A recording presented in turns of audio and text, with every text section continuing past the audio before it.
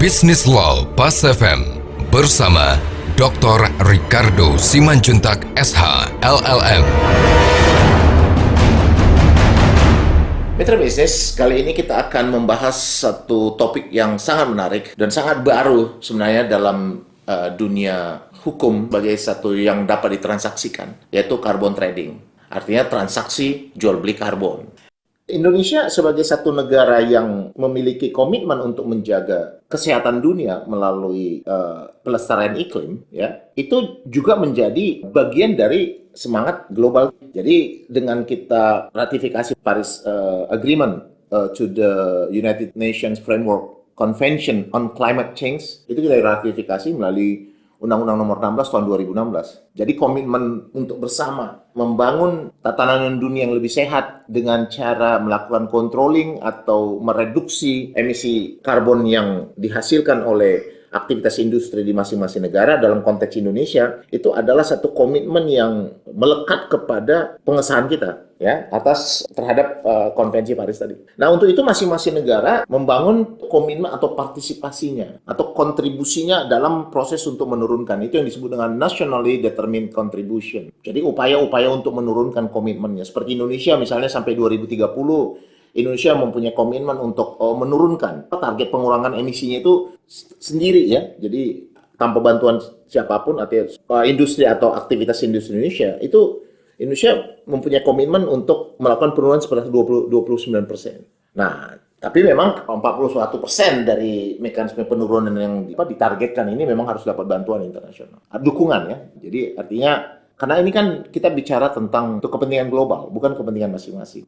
Nah, kadang-kadang kan kalau kita lihat sebelum perdagangan karbon ini, langkah ini sebenarnya udah dilakukan juga, tapi pada umumnya dengan posisi yang beragam gitu. Misalnya contoh, ada satu pelaku usaha di satu negara yang memang aktivitas produksinya menghasilkan emisi karbon yang luar biasa besar gitu, ya, sehingga dia bahkan dikategorikan sebagai pelaku usaha yang menimbulkan polusi besar gitu. Nah, mereka ini mencoba mengofsetnya dengan cara membangun komitmen mereka untuk melestarikan hutan di satu wilayah gitu, ya, dalam satu jumlah tertentu. Sehingga aktivitas mereka itu bisa mereka konfirmasi melalui satu hasil ilmiah, ya, yang kurang lebih setara dengan sertifikasi gitu, yang membuat mereka sebenarnya telah melakukan langkah untuk mengendalikan emisi tadi secara global. Kalau mungkin secara wilayah dia terkategori sebagai polutan, tapi secara global emisi karbon yang dia hasilkan secara berlebihan tadi terkendali oleh aktivitasnya yang juga telah melakukan preservasi terhadap satu wilayah yang secara global ini akan menjadi faktor-faktor pendorong penghijauan dunia.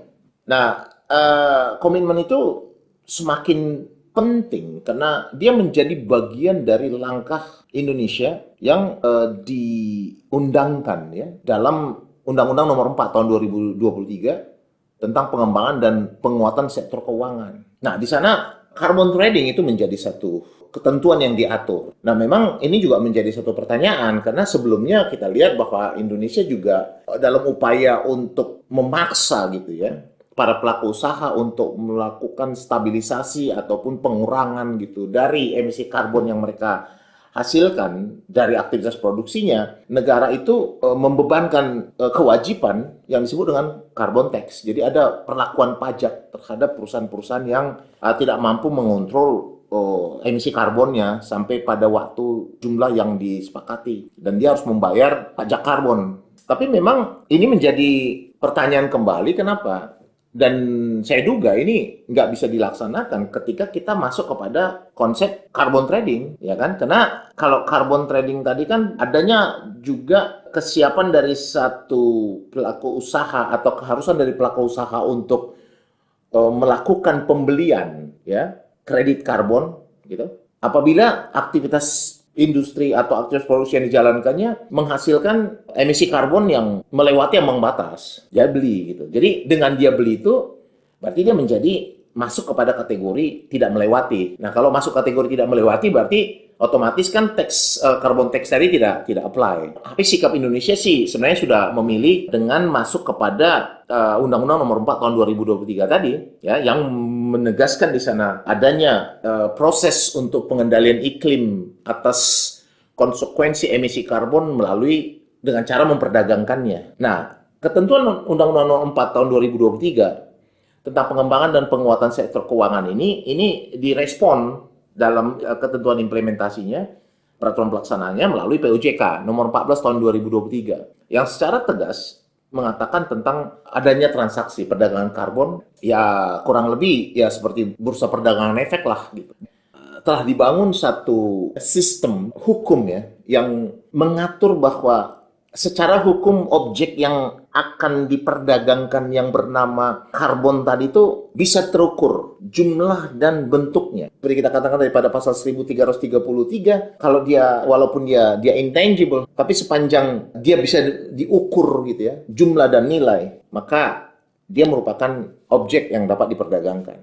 Jadi kalau kita masuk pada ketentuan 1457 Perdata, berarti si pemilik kredit karbon tadi, unit karbon tadi, ya, kelebihan unit karbon tadi, ya, itu dia bisa melakukan penjualan, ya, dan menyerahkannya, dan orang yang membutuhkan kredit karbon tadi akan membeli dan membayar harganya. Nah, kalau soal harga memang macam-macam, ya, itu akan sangat tergantung pada nilai yang walaupun kalau kita lihat secara internasional jumlahnya cukup tinggi bisa dibanding dengan harga nilai unit karbon di Indonesia. Mitra bisnis, demikian pembahasan kita kali ini. Saya Dr. Ricardo Simanjuntak untuk Business Law Pas FM.